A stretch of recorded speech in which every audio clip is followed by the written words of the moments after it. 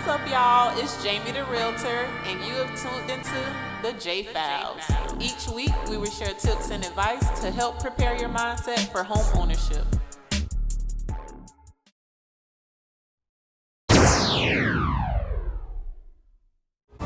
Okay, so what are some small things? I know we talked about maybe just eating out, like. So anything that is not of value at the set time, I think can be let go. Mm-hmm. So, for example, I have a bad habit of I'll shop. I'll go on these random shopping sprees where I think I need stuff, and then I'll sit back and I won't wear half of the things. Right. And then I'm like, man, I should return that because I haven't really worn that. Or we've changed season, and now we're out of it, and I'm like, oh man, what did I even buy that for? Right. So keeping the focus. I would even say if you're someone that's always lending money out, even if it's your mom, she gave you life, all of these things, I get it. Right. However, we've got to be okay with saying no. No. Right? Because I ain't going to never get nowhere if I keep giving out all money. Like, no. So, just little things. And when you're talking with me, if you're being honest and open and you're really able to tell me the bad behaviors that you formed, then that's holding yourself accountable. Right. And really being able. So it differs. Every person is different. You might have a 60-year-old person who is retired on a fixed income, but they're helping take care of their grandkids. Or they like they like the cigar shop. And every time a new cigar hits the streets, they're there. If your goal is to get out of your 3-bedroom home to get into a condo so you and your wife can have smaller living, but you don't want your mortgage to be more than $800 because you're fixed income, then little things like that. And I know it seems like, oh, it doesn't really matter, I'm going to keep eating what I want to eat. But if you track your spending for 2 weeks and saw how much you spent on things that you really didn't need, it will wow you.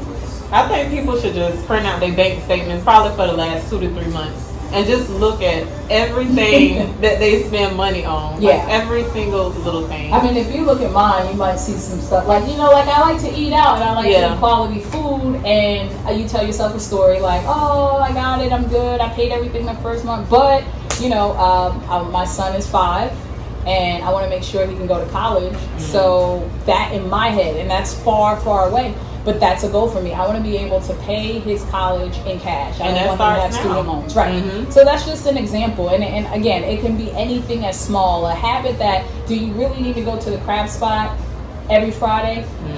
Do you really need that? Have you ever thought about going to the store, getting all the stuff? You and all your friends just pitch in and you have like a crab ball. Maybe not right now because of COVID, but like something like that. Like, and be creative with it.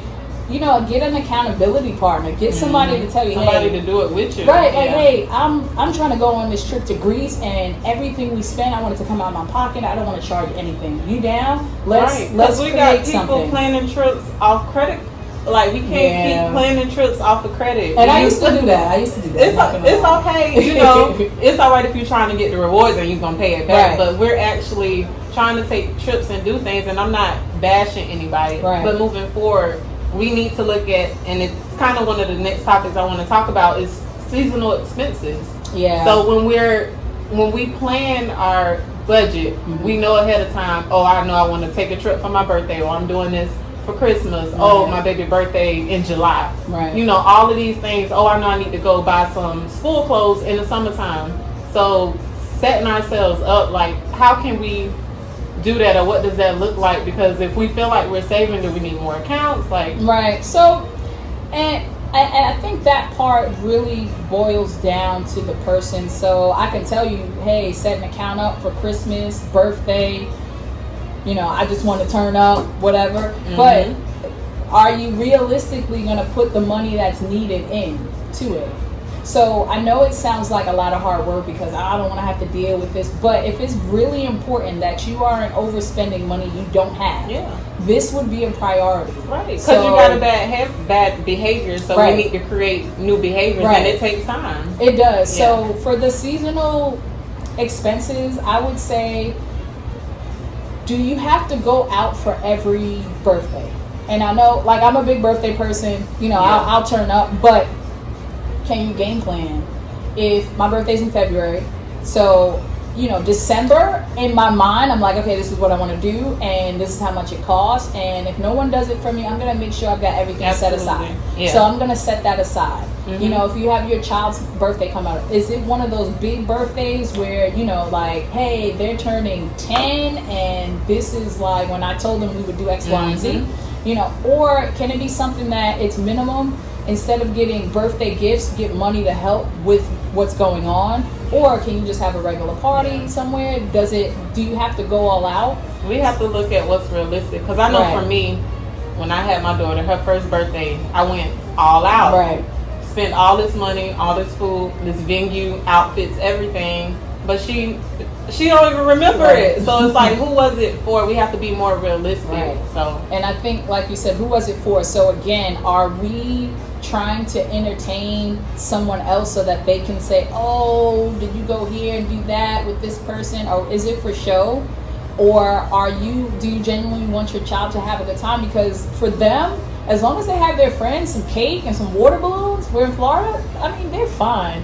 And, you know, I learned that, like, oh, I don't have to go all out. Like, and kids are so simple sometimes. We'll be trying to do all this extra stuff, and they just walk or run right past it. Like, you see this here, what I got for you? And they like, and then we get upset, like, oh my God, I did all of this, but like you said, you did all of this. Right. So, you know, even when it comes to like the holidays, so last 2 years, I've just really been putting me and my son and my boyfriend on a budget. Like, hey, we're gonna do 10 gifts, and I was including gifts from other people. And I remember you told me you hate that, but I was, because what happens is everything you see you think they need, and they don't, and that has helped me a lot. Like, I reduced my spending by half from when I was just going all out. And it was fun, because as a kid, you play with something twice and then you're over it. They don't care about the clothes. Right. So why not invest all of that money? And what we did is we put money in his savings account. So a portion of what he got was money in his savings. And if there was something that he really wanted, like a bike or maybe a video game console, instead of taking the additional money, I can just take it from there. And that was still coming from his birthday money. So you're not double spending, if that makes sense.